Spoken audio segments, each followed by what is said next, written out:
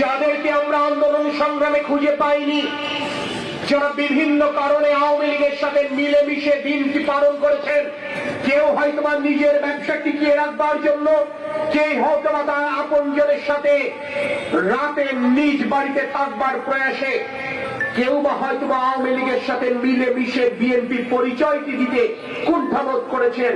30শে মে শহীদ রাষ্ট্রপতি জিয়াউর রহমানের শাহাদত বার্ষিকী পালন করবার ক্ষেত্রে আপনাদের কার্পণ্য ছিল।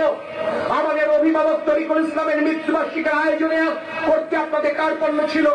আজকে তাদের অনেকের ভিড়ে রাজপথের সেই সহযোদ্ধারা আজ দাঁড়াবার জায়গাটুকু পাচ্ছেন না। পরিবর্তন চাই। ঠিক ঠিক।